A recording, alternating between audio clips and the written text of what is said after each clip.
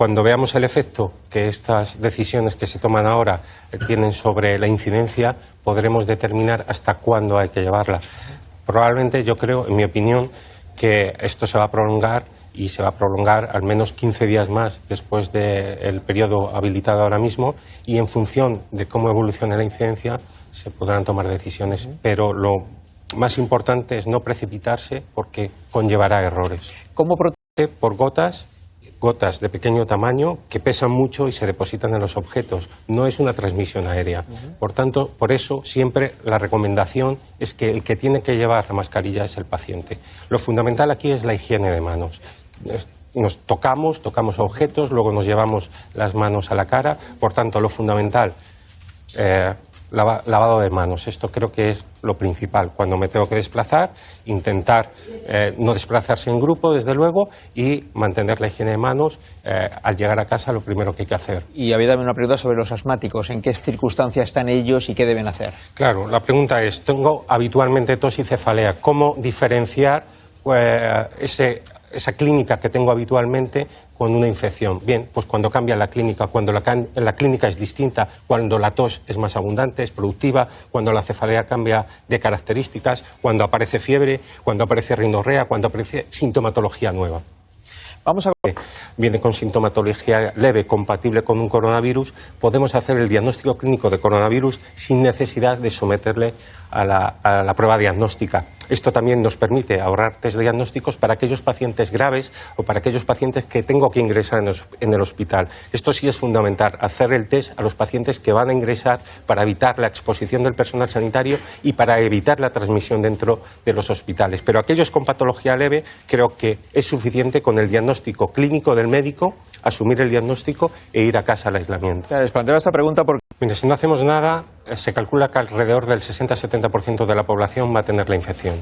La mayoría de ellos van a sufrir una infección leve, pero nuestros mayores van a sufrir una infección grave que va a tener como consecuencia una elevada mortalidad. Una mortalidad mayor que la que estamos viendo en escenarios donde se intenta aplanar esa curva. Si tenemos un gran pico de infectados y un gran pico de pacientes graves, nos van a faltar recursos para atender a esos pacientes. Fundamentalmente, el punto crítico, unidades de intensivos y capacidad para mantener soporte ventilatorio. Y eso va a incrementar la mortalidad. Y estamos hablando de nuestros mayores.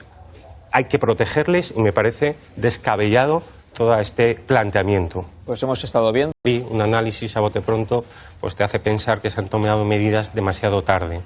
Quizá la soberbia de Occidente, pensar que a nosotros no nos podía pasar ese escenario, pues nos ha condenado. Pero creo que no es el momento de análisis, creo que es el momento de ver cómo podemos mejorar, de adelantarse a lo que está por venir y posteriormente haremos análisis con mucha más raciocinio que ahora. Lo que sí... El acierto de Corea del Sur fue tomar medidas muy pronto.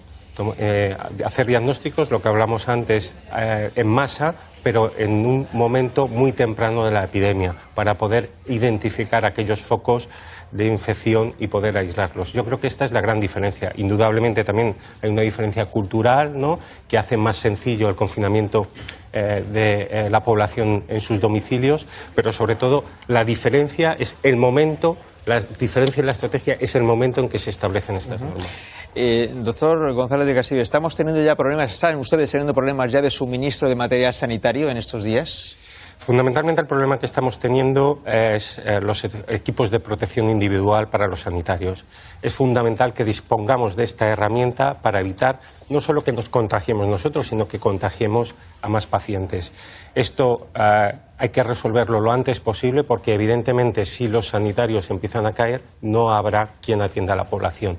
Y yo creo que este es el principal problema. Hay otro punto crítico que son los ventiladores para la ventilación mecánica e invasiva, que escasean y que es preciso obtenerlos lo antes posible. Todavía estamos en una situación que podemos tratar adecuadamente a los pacientes, pero necesitamos que nos lleguen más recursos.